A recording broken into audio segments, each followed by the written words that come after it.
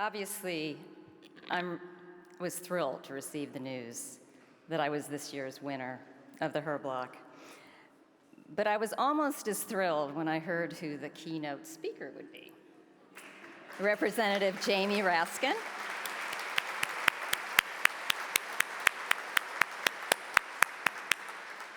And then I was really relieved when I heard that my speech would not follow his.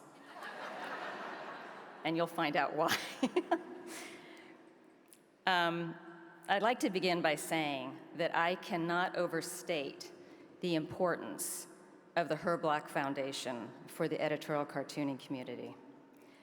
Their steadfast support of editorial cartoonists is immensely appreciated by me and my colleagues. They value this art form and understand how essential it is that editorial cartooning thrives for the health of a democracy. So please, join me in a very loud round of applause for the Herblock Foundation.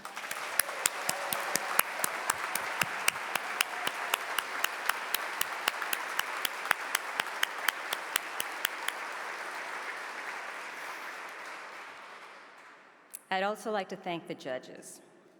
They are all very talented and accomplished cartoonists, and they're committed to holding our profession to a high standard. So I am sincerely humbled that they would choose me to receive this award this year. I'd also like to thank the Washington Post for allowing me such an incredible platform these past 15 years.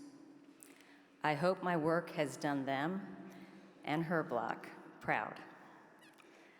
I'd like to acknowledge my Washington Post colleagues, design director Chris Rukon and the young genius coder Yan Wu, who worked with me on that multi-caricature interactive January 6 piece that Sarah mentioned, and you can see that upstairs during the reception. The impact of that piece wouldn't have been possible without their creativity. Besides both being very talented, they're also a joy to work with. Thank you, Chris and Jan. I'd like to thank my cartooning colleagues for their support throughout the years during difficult times and cartoon controversies. There's a lot of different personalities and temperaments in editorial cartooning, but they're a great group of guys, and they are mostly guys. And I appreciate their friendship. Thank you to my gal pals for being here. Beth, who's here with her son, Arturo. Beth and I go way back, all the way back to high school.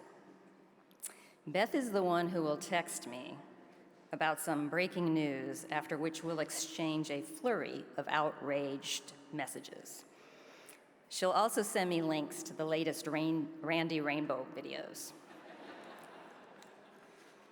Mona, who was my classmate in the character animation program at California Institute of the Arts. Mona was also my colleague and office mate at Walt Disney Imagineering, where we were both young show designers. I have many fond and funny memories from that time with her. One was developing the concept for a Disneyland ride based on the character Baby Herman from the animated film Who Framed Roger Rabbit, which some of you might have seen. Our great idea included a large, imposing nurse yielding a gigantic syringe as you whizzed by in your ride vehicle. Needless to say, Disney didn't build that one. Thank you to Signe and Barbara. In addition to being good friends, they've also been an inspiration for me and many other women cartoonists. And thank you to Gary, not a gal pal, for his support and for traveling all the way from Seattle to be here. I'd like to acknowledge the runner-up of the Herblock Award, Michael Ramirez. Mike is an excellent draftsman, a nice guy, and I don't agree with him on just about everything. But I don't feel the need to physically attack him or demand his employers fire him, which unfortunately a great many people nowadays think is an appropriate response when someone writes or expresses an opinion which they disagree with or are insulted by. Democracy is under attack, and it's not just by guys with dead animals on their heads, ex-presidents, or Supreme Court justices. It's intolerance. People looking to impose their beliefs on others, limiting speech and expression, and the right to make decisions about your own personal life. We have book bans at an alarming rate in our schools. PEN America recently published a report showing an escalation of book bans and censorship during the first half of the 2022-23 school year. Speakers are being shouted down at universities rather than having a rigorous debate. And cartoonists are being silenced because of social media mobs and special interests who completely misread cartoons, either because they don't understand the visual language, or worse, because they are purposely trying to change the narrative. And specifically because of the visual language we use, cartoonists will always be first in the line of fire. Why do cartoons cause such a visceral response? Because cartoons are universal. Every human being responds to these seemingly simple drawings. They transcend language and class. Everyone, from the highly educated to the illiterate, can relate and see themselves in cartoons.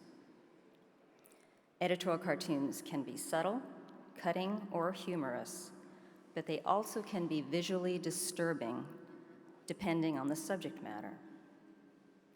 And if an editorial cartoon is good, it has a strong point of view, makes the reader think, and challenges the status quo. Cartoonists are a barometer for all our free speech rights. A silenced cartoonist, and that includes when a cartoonist feels the need to self-censor because of intimidation or threats. A silenced cartoonist is an indicator of an unhealthy democracy. Throughout the world, cartoonists are targeted for their work. Organizations like Cartoonist Rights Network International and their partner Freedom Cartoonist Foundation monitor and assist cartoonists who are under threat of violence and imprisonment. Among these cartoonists, these organizations are watching our Malaysian cartoonist Fahmi Reza, who is best known for depicting a former prime minister as a clown.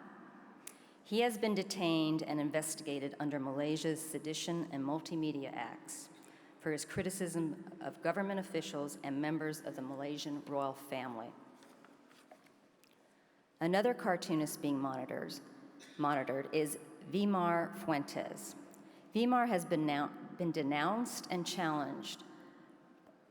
Vimar has denounced and challenged the Cuban government in his work for years and is now displaced and under threat of imprisonment.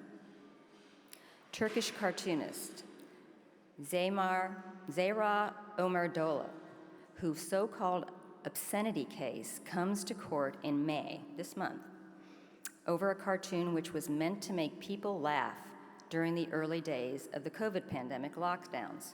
She's now facing possible imprisonment.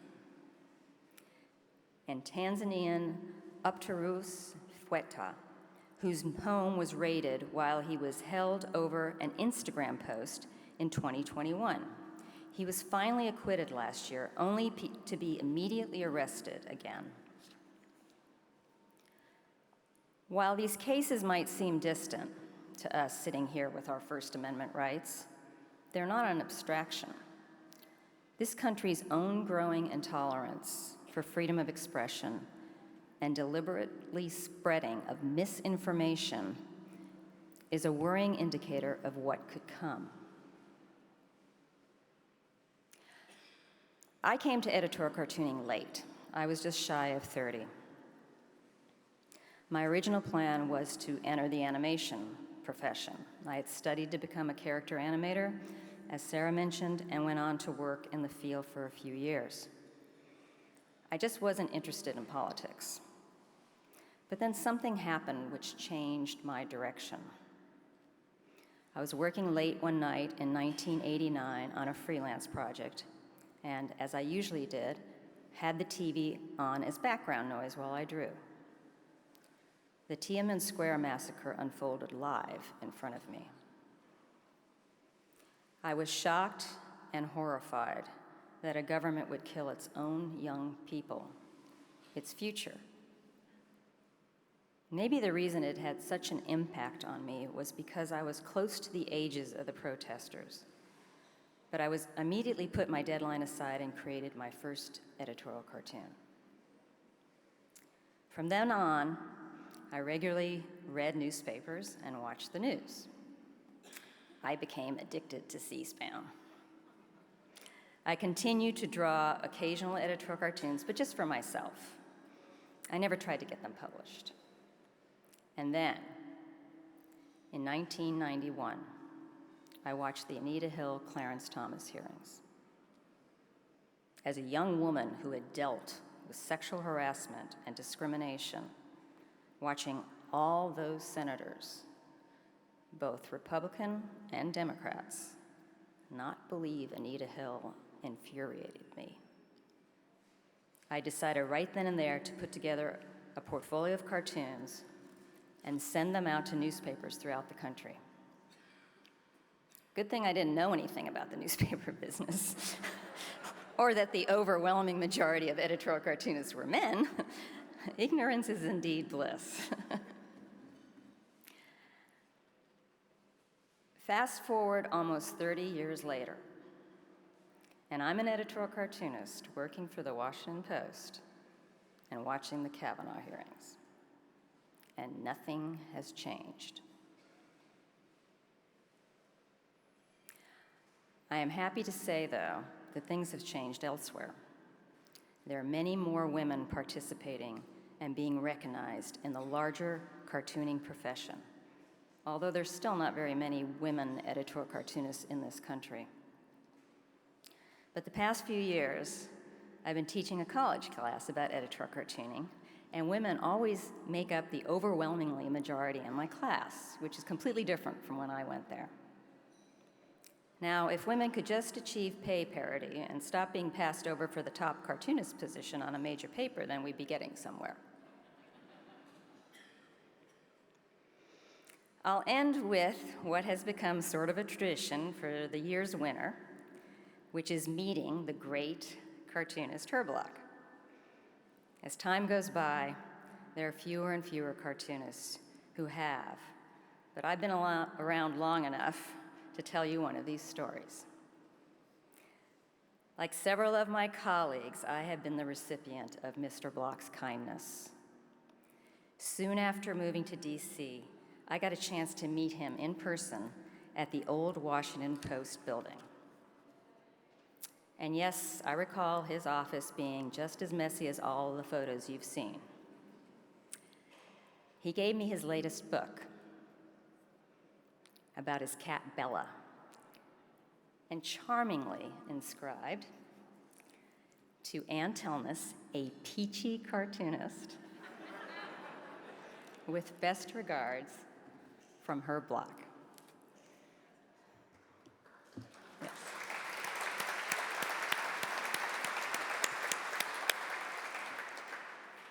He saved tear sheets of my work for me whenever he came across them in some small publication. He didn't hesitate to critique my cartoons when he thought an arm had been drawn incorrectly. He did it nicely, though. He must have kept late hours, because I remember once waking up in the middle of the night when my answering machine went off, and there was Herblock's voice saying something about tear sheets. But my favorite message came from him in the form of a fax. Remember those? It was 2001, and I had just won the Pulitzer Prize for editorial cartooning. On his Washington Post letterhead, Herblock wrote in big capital letters a one-word message: yay. Thank you, Herblock, and a big yay right back at you. Thank you.